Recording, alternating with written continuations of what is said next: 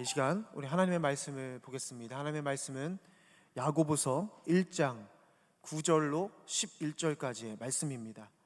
제가 가지고 있는 성경 신약 성경 371쪽쯤에 있습니다.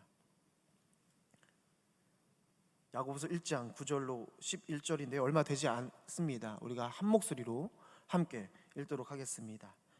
낮은 형제는 자기의 높음을 자랑하고 부한 자는 자기의 낮아짐을 자랑할지니 이는 그가 풀의 꽃과 같이 지나감이라.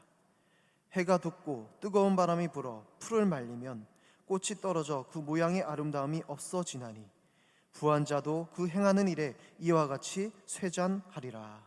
아멘. 아멘. 할렐루야. 이 시간 말씀을 통해서 하나님께서 여러분들에게 말씀하여 주시고 또 이 진리 안에서 우리가 더욱더 견고해지는 시간이 되어지기를 간절히 소망합니다. 그런 의미에서 우리 옆에 분과 이렇게 인사했으면 좋겠습니다. 똑같이 잘 오셨습니다. 네. 매번 하는 인사죠. 잘 오셨습니다. 네. 네. 오신 것도 하나님의 은혜인 줄로 믿습니다. 네. 여러분, 우리가 지난주는 고난주간이었기 때문에 제가 지난 수요일 예배 가운데 십자가의 은혜에 대한 부분들을 좀 나눴는데요. 오늘 다시 이 야고보서를 여러분들과 좀 나누기를 원합니다. 여러분, 야고보서는 이 신약의 잠언서라고 불려집니다. 그래서 잠언 3장 13절 말씀 우리가 한번 볼까요? 이 지혜에 대한 부분들을 얘기하는데요. 이렇게 얘기해요. 우리 한번 읽어보도록 하겠습니다. 시작.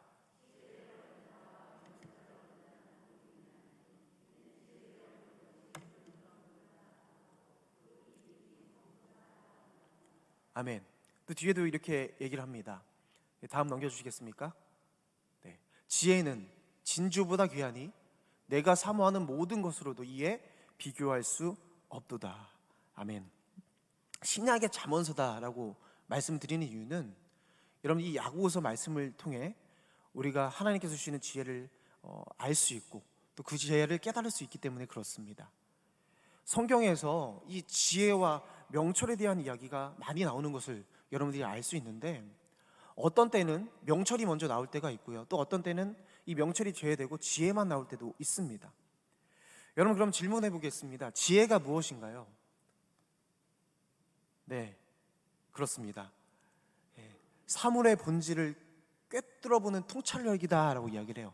좀 어렵죠, 이렇게 얘기하면. 그러면 여러분, 명철은 무엇이죠? 이 사물이 가지고 있는 본질을 꿰뚫어 보았다면 여러분, 그 꿰뚫어 본 그 본질을 어떻게 하느냐? 대처하고 행동해야 된다는 거예요. 그러니까 내가 지식으로 깨달은 그것을 살아내는 것, 여러분, 이것을 명철이라고 이야기를 할 수가 있습니다. 그래서 제가 쉽게 여러분들에게 풀어드리자면 이 지혜와 명철을 하나로 볼 수 있는데, 하나로 보면 이렇습니다. 진리를 실제 생활에 바로 적용하는 능력이다. 여러분, 이것을 본질적인 지혜라고 이야기를 할 수가 있습니다. 여러분, 지혜는 본질을 꿰뚫어 보는 것이고 거기에 대해 자신을 처신하는 명철이 있어야 된다는 것을 강조하고 있는 것입니다. 여러분, 성도가 여러 가지 시험 가운데 있다라고 우리 이 야고보서 1장 앞전의 말씀을 여러분들이 예전에 보면서 말씀을 듣지 않았습니까? 그런데 그 시험을 어떻게 돌파하느냐? 지혜로 돌파해야 된다라고 말합니다. 그래서 하늘의 지혜를 구하라 라고 이야기를 하거든요. 그런데 여러분, 오늘 이 본문을 보게 되면 시험을 만났을 때의 성도의 반응, 그리고 이 성도가 대응으로서 하늘의 지혜를 구하는 이 기도에 대한 부분들을 이야기를 하면서 그 이후에 뭔가 연결되지 않는 어떤 특이한 말씀을 이 중간에 끼워 넣는 것을 우리가 볼 수가 있습니다. 여러분들이 오늘 말씀을 읽었겠지만 낮은 형제와 부한 자에 대한 이야기가 지금 이 중간에 껴서 이야기가 되어지고 있는 거예요. 여러분, 이 말씀이 전혀 관련이 없는 것일까요? 그러면 말이 안 되겠죠. 오늘 본문을 원어로 살펴보면요, 우리가 읽었던 이 9절 앞쪽 말씀에 생략되어 있는 헬라어가 있습니다. 그것이 뭐냐면 대라는 이 접속사입니다. 이 접속사의 뜻이 뭐냐면 그러나라는 의미를 가지고 있어요. 그러니까 여러분, 이 말씀 무슨 얘기입니까? 앞전의 말씀과 이 뒤의 말씀이 연결되는 것을 우리가 볼 수가 있습니다. 우리가 오늘 이 주어진 본문 1장 전체에서 이 8절과 9절을 이어주는 이 말씀을 통해서 우리가 무엇을 보아야 할까? 여러분, 그러면은 1장 전체에 연결되어진 이 말씀이 우리에게 어떤 의미를 주는가를 한번 생각해 본다면, 여러분 1장 2절부터 4절까지의 주제가요, 시험이라는 주제를 가지고 있어요. 그럼 이것을 가지고 오늘 말씀을 우리가 비추어 본다면 이런 거예요. 여러분, 제가 낮은 형제, 부한 자를 좀 쉽게 말씀을 드리겠습니다. 가난과 부라고 말씀을 드릴게요. 그러니까 무슨 얘기냐면, 가난과 부라는 것은요, 여러분 이것이 시험거리가 될 수 있겠습니까? 없겠습니까? 전혀 시험이 되지 않으십니까?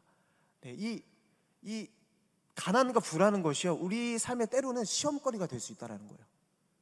그래서 보여주는 것은 이거예요. 그 시험을 잘 통과함으로써 성숙에 도달하는 의미로 볼 수가 있습니다. 또 여러분, 우리가 1장 5절로 8절까지의 주제는 무엇이냐면 지혜에 대한 의미를 가지고 있거든요.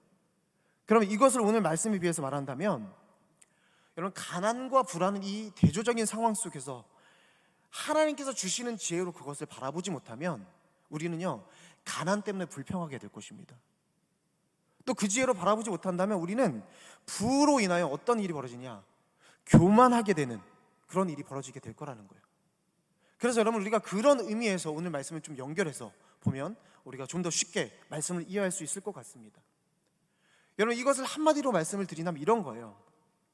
시험의 때가 우리 가운데 왔을 때 가난한 자는 어떻게 해야 되느냐, 하나님께서 언젠가는 높여주신다는 이 믿음으로 의연한 자세를 가지고 이 믿음을 지켜야 된다. 그러면 여러분, 부요함이 있을 때는 어떻습니까? 그 부요함이 영원 무궁하지 않다는 것을 알고 겸손한 자세를 가져야 함을 오늘 말씀은 말씀하고 있는 것입니다. 여러분, 야고보서의 야고보가 왜 낮은 형제와 부한 자, 이 가난한 자와 부로 이 말씀을 우리에게 설명하고 있을까를 곰곰이 한번 생각해 보는 거예요. 여러분, 야고보는요, 정통 유대인입니다. 그래서 이 정통 유대인 야고보는 어떤 말씀을 많이 보았겠습니까? 구약의 말씀을 많이 보았어요. 그래서 오늘 말씀을 보면, 또 이 야고보서의 말씀을 보면 구약의 말씀을 많이 인용하는 것을 우리가 볼 수가 있습니다. 특히 여러분 오늘 읽었던 이 말씀은요, 이사야서 40장의 말씀을 인용하는 말씀이에요. 그렇다면 오늘 본문과 이사야 40장의 말씀이 어떤 연결성이 있을까요? 여러분, 이사야 40장의 말씀은 이러한 내용입니다. 당시 이스라엘 백성들이 바벨론의 포로로 잡혀 있는 상황이었습니다. 그런데 여러분, 그들이 바벨론 포로로 간 이유가 무엇입니까? 하나님께 불순종하였어요. 그들이 하나님 앞에 불순종하고 말씀대로 살지 않았을 때 하나님께서 그들에게 징계를 주셨어요. 근데 오늘 말씀해 보니까 40장 2절 말씀 우리가 볼까요? 함께 읽어보도록 하겠습니다. 이사야서 40장 2절 말씀입니다. 네, 없어요. 제가 읽겠습니다. 너희는 예루살렘의 마음에 닿도록 말하며 그것에 외치라. 그 노역의 때가 끝났고 그 죄악이 사함을 받았느니라. 그의 모든 죄로 말미암아 여호와의 손에서 벌을 배나 받았느니라 할지니라 하시니라. 여러분, 이 얘기는 무슨 얘기냐면요, 이 바벨론의 포로기가 이제 끝나가는 시기인 거예요. 너희들이 불순종하여 받은 죄가 이제 다 끝났다라고 이야기합니다. 그러면서 40장 3절 말씀에 이렇게 얘기를 해요. 우리 한번 읽어볼까요? 외치는 자의 소리요. 시작.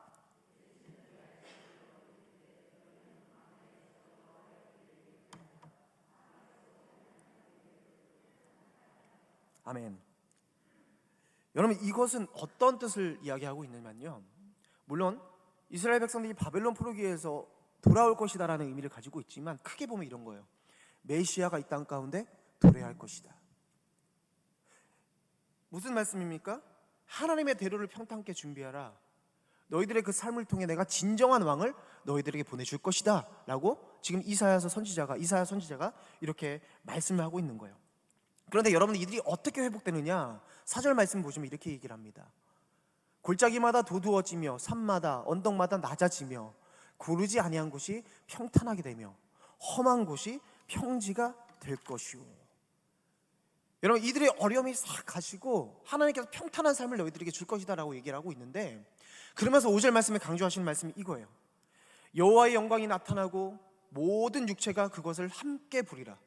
이는 여호와의 입이 말씀하셨느니라.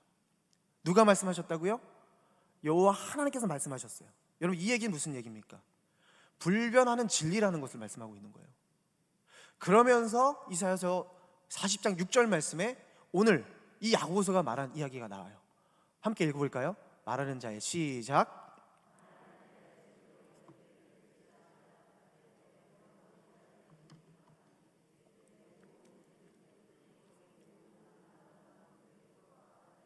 아멘. 여러분, 이 말씀은 어떤 의미를 가지고 있냐? 바벨론의 종말을 암시하는 구절입니다. 이사야는 이 바벨론의 종말을 지금 어디에 비유하고 있습니까? 풀과 꽃에 비유하고 있습니다.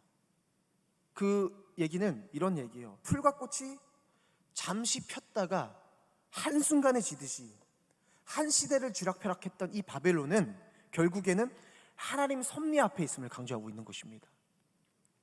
여러분, 이후에 여러분 아수르와 바벨론, 메데와 바사, 그리스, 로마에 이르기까지 그 한 시대를 쥐락펴락했던 이들의 삶이 어떻습니까?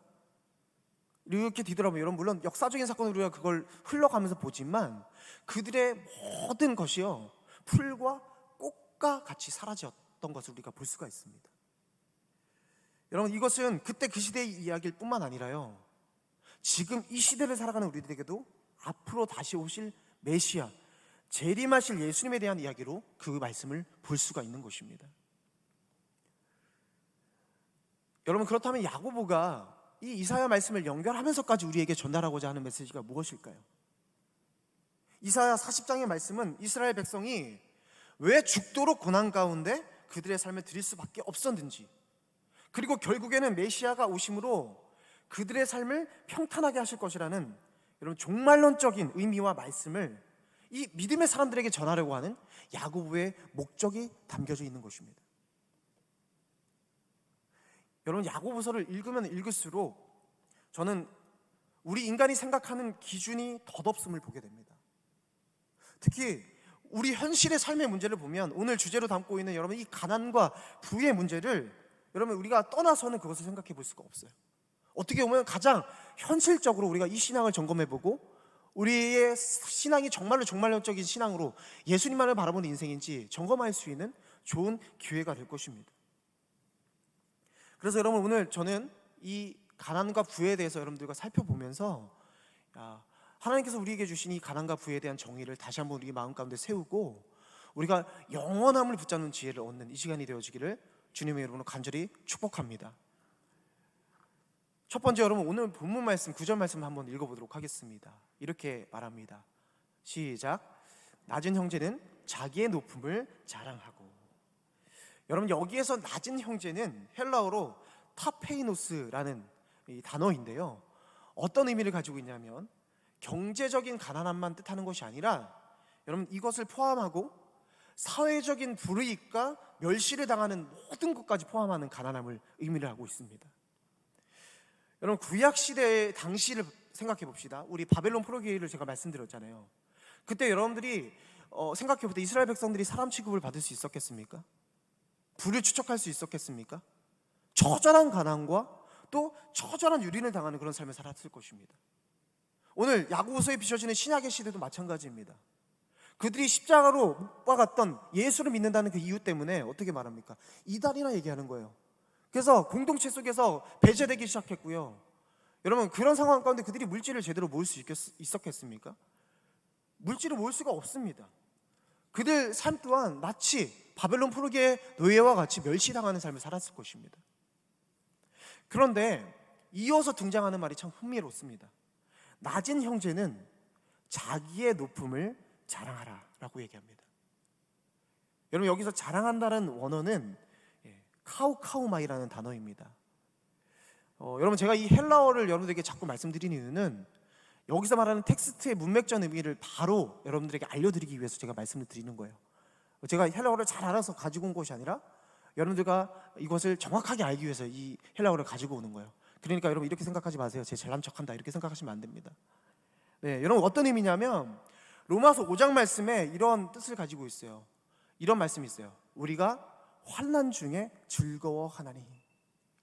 여기서 즐거워한다는 단어가 바로 이 자랑하는 의미와 똑같은 것입니다. 여러분, 자랑하라는 의미는 어떤 뜻을 가지고 있느냐? 기뻐하라, 즐거워하라 라는 의미를 포함하고 있어요. 자, 그러면 무슨 얘기입니까? 너희들이 가지고 있는 그 가난을 지금 어떻게 하라고 말하고 있습니까? 자랑하라. 그런데 여러분, 이것은 원어로 보면요, 권유가 아니에요. 명령입니다. 너희의 가난함을 자랑하라.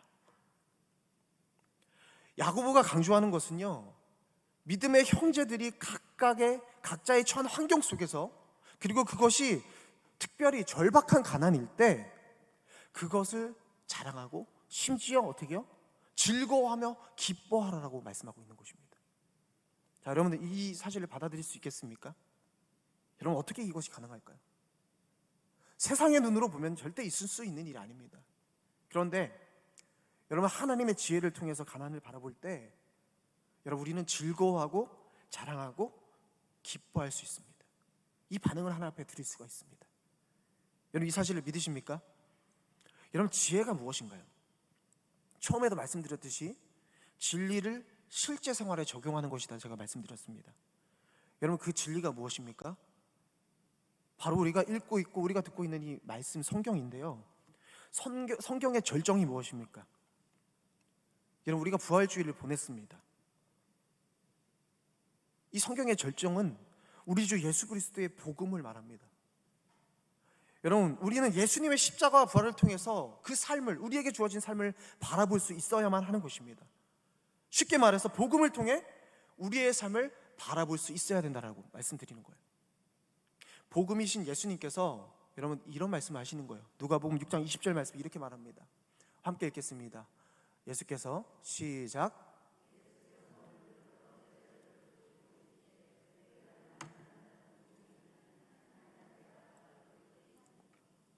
아멘. 여러분, 예수님께서 말씀하시는 이 팔복에 대한 이야기가 있습니다. 그런데 제일 첫 번째로 등장하는 말씀이 바로 이 말씀이에요. 너희 가난한 자는 뭐가 있다고요? 복이 있나니 하나님의 나라가 너희의 것이요 라고 말씀하십니다. 여러분, 생각해 보십시오. 현실과는 너무나도 동떨어진 말씀 아니겠습니까? 어떻게 가난한 자가 이 땅에서 복될 수 있겠습니까? 세상 사람들은요, 가난을 행복의 가장 큰 장애물로 봅니다. 거의 대부분의 사람들이 그렇죠. 아니요, 심지어는 예수님을 믿는다고 말하는 교회를 다니는 많은 성도들 또한 이 가난의 불행에 대해서 이야기를 합니다. 실제로 본문에서 쓰여지는 이 가난이라는 의미는 헬라어로 아까 제가 말씀드렸지만 또 다른 의미도 있어요. 프토코스라는 단어를 쓰는데요, 이건 어떤 의미냐면 거지와 다름없는 가난함을 뜻하고 있는 거예요. 여러분, 오늘 말씀을 듣고 왜 그 가난함을 우리에게 강조하고 있을까요? 당시 시대는요, 이 프토코스의 가난함을 가지고 있는 자들을 매우 수치스러워했습니다. 그래서 저들은 대하면 안 되는 사람들로 생각을 했던 거예요. 여러분, 그런 수치, 그런 가난함을 갖고 있는 그런 사람들 대상으로 지금 얘기를 하고 있는 것인데, 여러분, 이 말씀은 그 시대에도 받아들이기 어려울 뿐만 아니라 지금 현실을 살아가는 이 시대에도 도저히 받아들일 수 없는 가르침인 것 같습니다. 여러분, 한번 여쭤보겠습니다. 여러분, 가난이 즐거우십니까? 네. 우리가 한번 생각해 보는 거예요. 즐겁다라고 말하시면 더 좋을 것 같습니다. 네, 가난이라는 것은요, 우리에게 불편을 주지만 그러나 불행을 주지는 않는다고 저는 생각합니다. 동의하지 않으시는군요. 여러분, 우리 삶에 있는 가난에 대해서 우리는 그것을 불명예라고 얘기하지 않습니다. 단지 우리의 게으름과 성급함과 욕심, 내가 가지려고 하는 어떤 사치, 어리석음으로 말미암아 우리에게 오는 그 가난함은요, 불명예스럽다고 얘기할 수 있죠. 그러나 여러분, 그 가난함 자체, 그것을 가지고 우리의 가치를 평가할 수는 없습니다. 근데 여러분, 우리의 눈을 한번 보십시오. 우리의 평가 수준이 어느 정도인지 여러분들이 면밀하게 들여다 보실 수 있을 것입니다. 성경을 통해 보는 하나님은요, 가난한 자의 부르심을 들으시는 하나님이세요. 여러분, 믿으십니까? 그 부르심을 들으시는 거예요. 그리고 가난한 자를 억압하는 자들에게 진노하시는 하나님이라는 거예요. 그러니까 그 가난을 가지고 그 가치를 절대로 우리가 판정할 수가 없는 것입니다. 물질적으로 어려움을 겪고 계신 성도들이 있습니다. 그 상황을 그 편에서 이해하는 것은 여러분, 제가 그걸 다 이해할 수 없어요. 불가능하죠. 그런데 여러분, 우리에게 있는 이 물질적인 가난함을 통해서 우리의 심령이 가난한 마음으로 하나님만을 구하게 되고 또 하나님만을 믿게 되고 하나님만을 의지할 수 있게 된다면 그것은 너무나도 복된 일인 것입니다. 그러니까 여러분, 우리가 가난에 대한 이 기준을 좀 바꾸어 보았으면 좋겠습니다.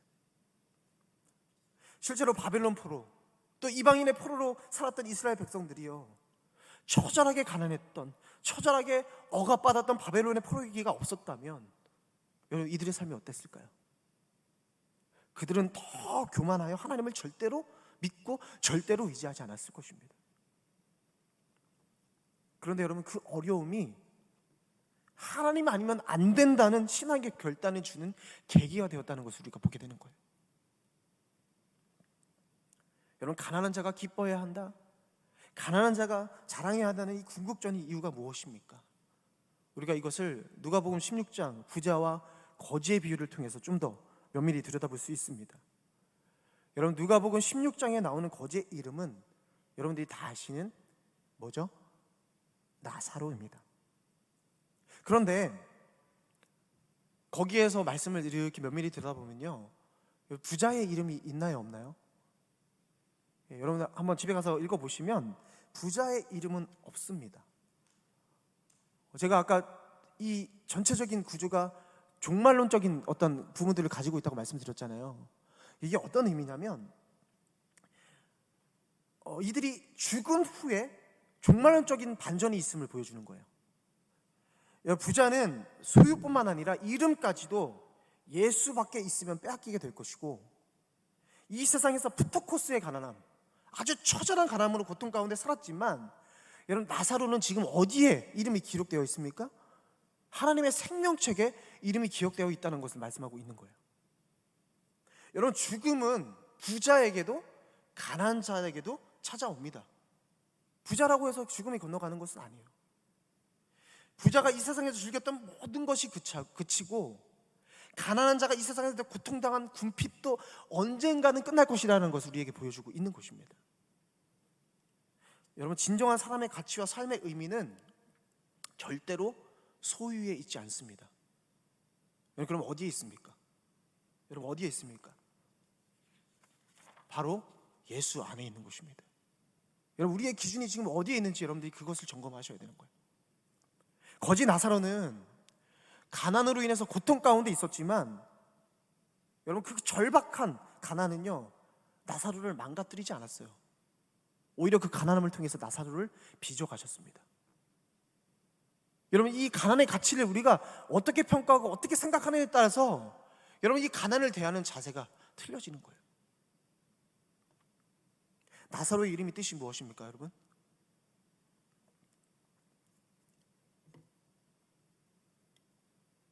네, 방금 누가 말씀해 주셨어요. 하나님께서 도우시는 자입니다. 자, 그럼 현실적으로 보겠습니다. 지금 이 나사로의 현실의 삶은 어땠습니까? 세상 사람들이 봤을 때 정말 하나님이 도우시는 자의 삶을 살았습니까? 나사로가 할 말이 없을 거예요. 그의 몸을 개가 핥을 정도로 가난함에 이르기까지 너무나도 처절한 고통을 당한 것이 여러분, 이 나사로의 삶이지 않습니까? 이 말씀은 믿지 않는 사람들에게는 잔인한 농담같이 들려질 수 있겠지만, 여러분, 예수님을 믿는 우리에게는 역설적인 진리로 받아들여지게 되는 것입니다. 여러분, 우리가 이 코로나라는 것으로 인해서 참 큰 어려움을 겪고 있어요. 실제로 여러 성도님들 삶 가운데 이 가난의 문제가, 이 가난의 소식이 있는 것을 듣게 됩니다. 그 소식을 들을 때마다 저의 마음은 편치 않습니다. 때로는 코로나라는 것이 너무 원망스럽기도 합니다. 그분들을 위해 내가 할 수 있는 것이 무엇일까? 또 내 스스로를 또 돌아보기도 합니다. 지금 이 자리에도 물질적인 어려움으로 힘든 분이 계실 것입니다. 이런 마음이에요. 이 가난만 지나가면 좋을 텐데. 때로는 여러분들 이것이 우리의 기도가 될 수도 있습니다. 그런데 여러분, 가난으로 힘든 삶을 살아가고 있는 분이 계시다면 여러분, 오늘 이렇게 고백하셨으면 좋겠어요. 나는 나사로다. 나는 하나님의 도우심을 받는 자다. 여러분, 그렇게 고백할 수 있는 은혜가 이 자리 가운데 함께 하시기를 간절히 축복합니다. 왜 그렇습니까?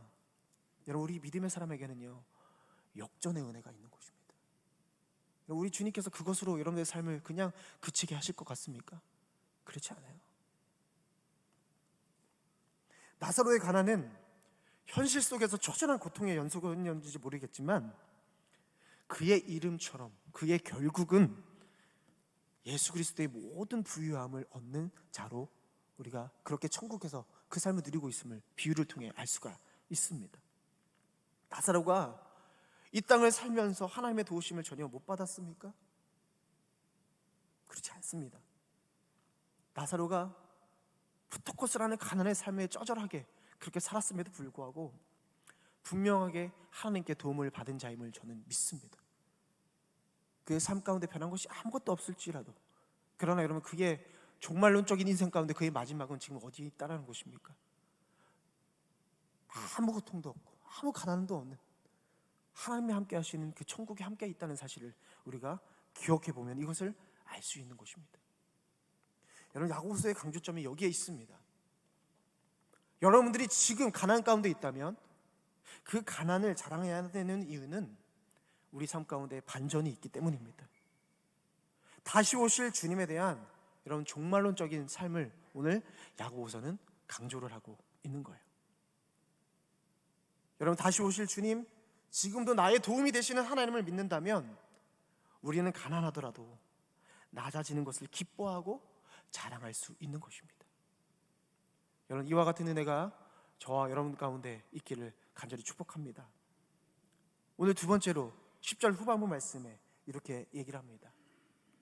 부한 자는 자기의 낮아짐을 자랑할지니. 자, 여러분, 낮은 형제와는 반대로 부한 자가 이야기가 되어지고 있습니다. 이런 어떤 주석가들은요, 우리 앞전에 봤듯이 가난한 자는요 형제라는 어떤 이 칭함이 들어가 있지 않습니까? 그런데 이 부한 자는 형제라는 것이 없기 때문에 예수님을 믿지 않는 사람이다라고 이야기를 하기도 합니다. 물론 일리가 있습니다. 그런데 여러분, 낮은 형제에서 나오는 이 형제라는 단어는 아델포스라는 단어인데 이것이 면밀하게 원어를 보면 오늘 읽었던 10절의 말씀과 연결되어 있는 것을 우리가 볼 수가 있어요. 그리고 여러분, 야고보서를 읽다 보면요, 무엇이 연결되어 있냐면 부와 가난에 대한 여러 가지 가르침 속에서 부유한 그리스도인들이 어떻게 살아야 되는지에 대한 권면이 나타나고 있다는 거예요. 그럼 여러분, 우리가 이렇게 볼 수 있겠습니다. 이 10절의 부한 자는 부한 형제다 말할 수 있을 것입니다. 즉 무슨 얘기입니까? 믿지 않는 자도 포함이 되는 것이지만 예수님을 믿는 부한 자도 여기에 포함되어 있다고 얘기를 하는 거예요. 그래서 이렇게 얘기할 수 있어요. 이 부한 자가, 이 부한 형제가 그렇다면 자랑해야 할 낮아짐은 무엇인가 라는 거예요. 자기의 낮아짐을 자랑하라고 오늘도 이 말씀을 통해 보듯이 명령하고 있지 않습니까?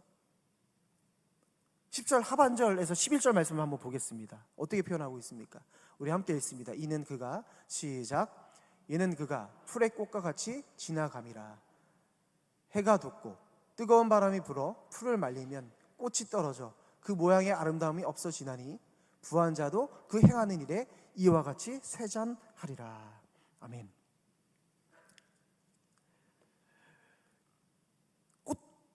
꽃과 여러분 이 풀에 대한 부분들을 이야기를 하면서 꽃도 부자도 어느 날은 번창할 수는 있지만 여러분, 우리가 그 다음 날에는요 무섭도록 철저하게 빠르게 사라질 수 있다는 것을 이야기를 하고 있어요.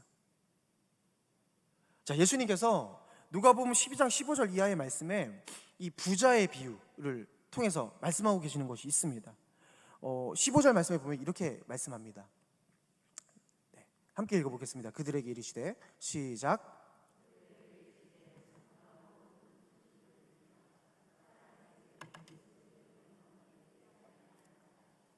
네, 아멘. 이 모인 무리들을 향해서 이렇게 말씀하신 후에 계속해서 비유를 통해서 말씀하시는 내용이 나오는데 이런 거예요.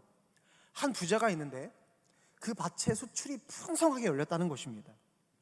그래서 심중에 생각하는데 이 모든 것을 쌓아둘 곳이 부족하니까 어떻게 합니까? 이 곳간을 헐고 더 크게 이 곡간을 짓은 다음에 내 곡식과 모든 물건을 거기에 쌓아둘 것이다. 그러고 나서 자기 스스로 만족하는 거예요.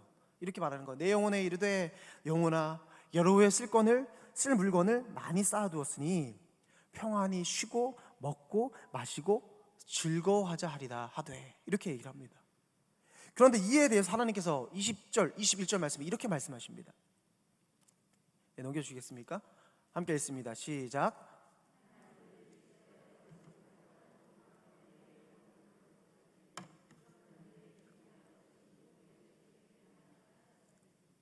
이어서 읽겠습니다. 21절이요.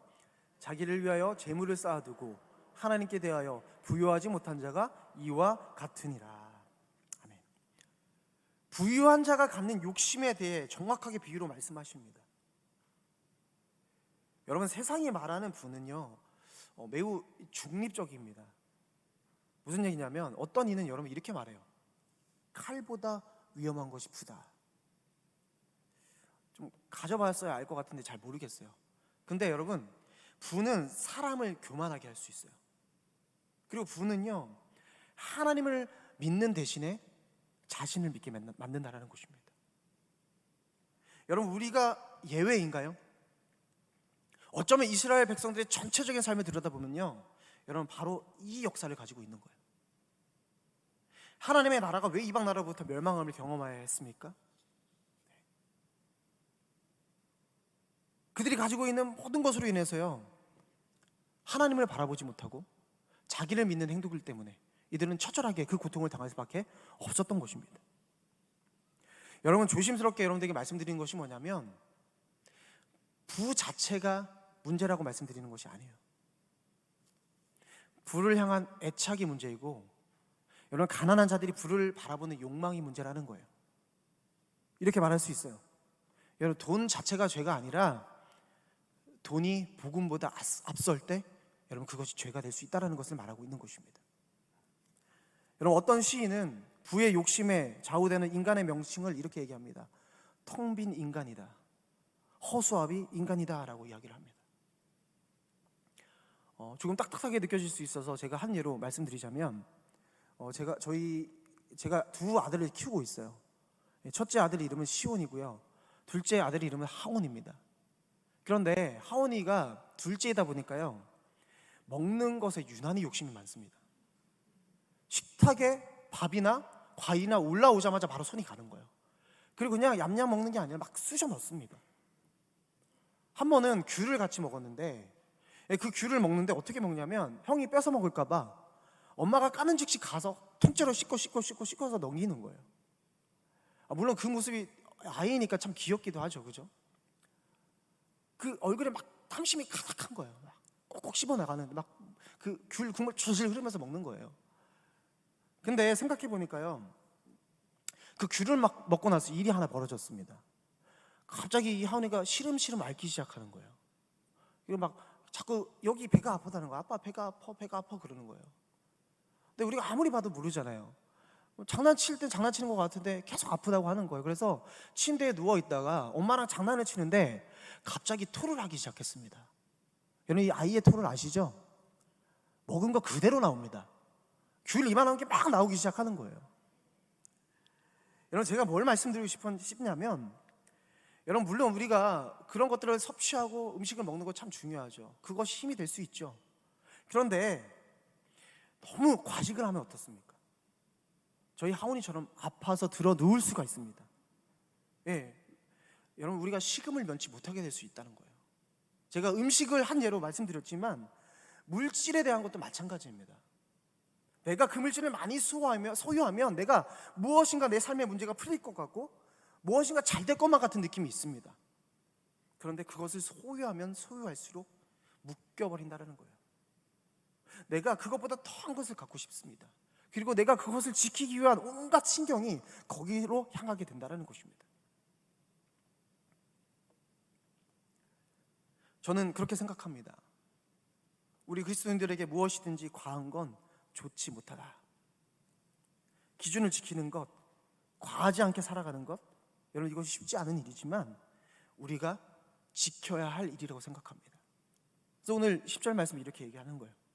부한 자는 자기의 낮아짐을 자랑하라. 여러분, 부의 덧없음을 깨닫는 부자의 삶은 어떨까요?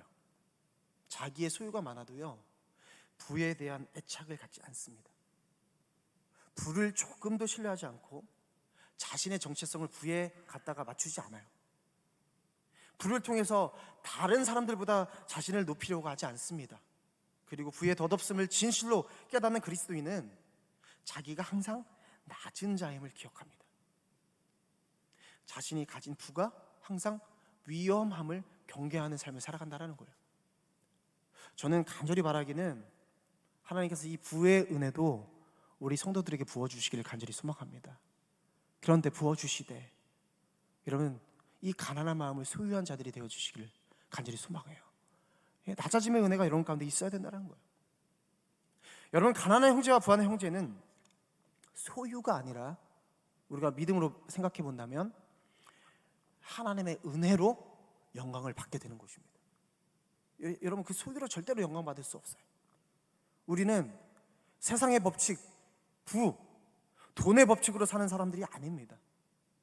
우리가 살아가는 삶은 부의 법칙이 아니라 여러분, 우리의 믿음의 사람은 은혜의 법칙으로 살아가는 것입니다.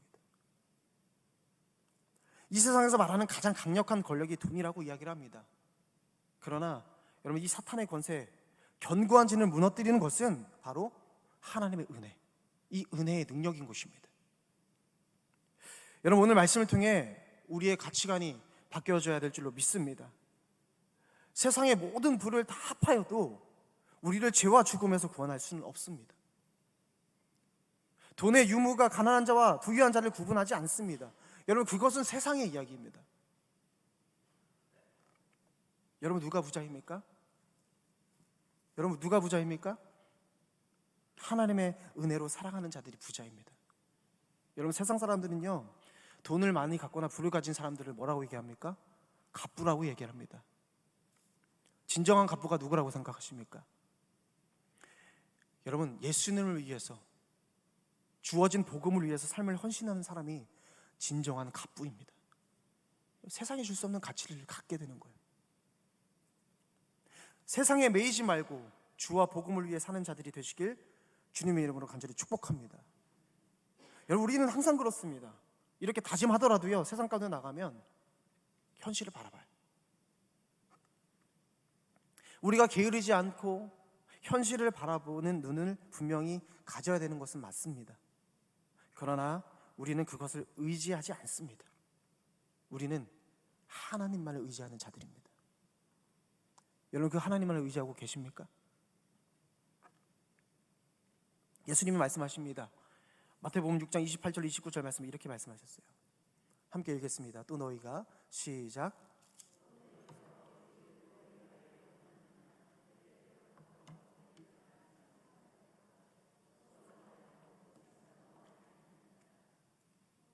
연결해서 읽었습니다. 그러나 시작. 그러나 내가 너희에게 말하노니 솔로몬의 모든 영광으로도 입은 것이 이 꽃 하나만 같지 못하였느니라. 아멘. 솔로몬이 누렸던 모든 영광의 꽃들이 들에 핀 꽃 하나보다도 못하고 말씀하고 있습니다. 여러분, 오늘 말씀에 이 풀과 꽃을 세잔한 것이라고 말씀드리지 않았습니까? 그런데 솔로몬이 가졌던 이 귀 영광이 그 세잔한 꽃보다도 못한 것이다라고 이야기를 하고 있는 거예요. 사람들이 가지고 싶어하는, 이 그토록 가지고 싶어하는 부와 재물은 아무것도 아니라는 것을 오늘 말씀은 우리에게 보여주고 있는 것입니다. 여러분들의 삶의 목적이 무엇입니까? 지금 이 자리에 나와서 하나님의 말씀을 듣고 기도하시는 목적이 무엇입니까? 돈입니까? 가난에서 벗어나는 것이 삶의 목적이 되어야 되겠습니까? 그분을 온전히 신뢰하고 우리가 어렵지만 한 걸음 한 걸음 갈 때 그분이 허락하시면요, 우리가 재물을 가질 수도 있죠. 또 때로는 허락하지 않으시면 재물을 못 가게 될 수도 있는 것입니다.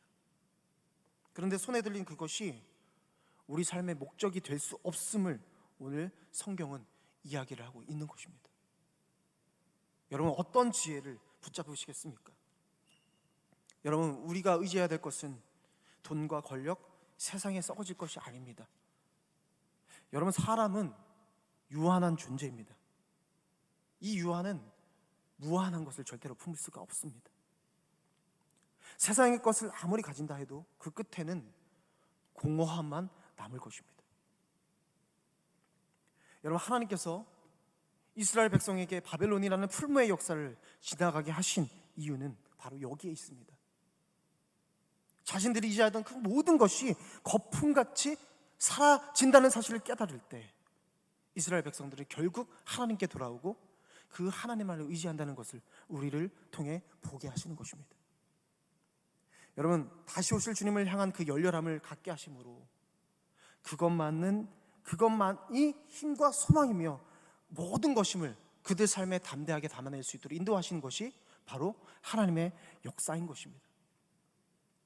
여러분, 내 삶을 세상의 가난함, 세상의 부유함으로 채우는 것이 아니라 오늘 이렇게 주시는 말씀으로 채우고, 말씀이신 예수님을 내 안에 채우고, 하나님의 영으로 충만함으로 채울 때 세상이 말할 수 없는 평안, 세상이 말할 수 없는 그 부요함을 우리가 누리게 되는 것입니다. 이사야 말씀에 이렇게 말합니다. 풀은 마르고 꽃은 시드나 주의 말씀은 영원히 서리라 하라. 여러분, 우리는 나사로입니다. 나는 하나님의 도움을 받는 자다. 여러분, 이 진정한 고백으로 살아가야 될 줄로 믿습니다. 왜 그렇습니까? 저와 여러분들에게는 마지막 역전이 있기 때문에 그렇습니다. 그냥 역전이 아닙니다. 아주 거룩하고 통쾌한 역전입니다. 여러분, 주님의 말씀은 반드시 이루어집니다. 주님 오실 날을 기다리며 여러분들의 삶이 이 가난과 부에 의해서 결정되는 삶이 아니라 복음을 위해서 헌신하시는 진정한 갑부의 삶이 되시기를 주님의 이름으로 간절히 축복합니다.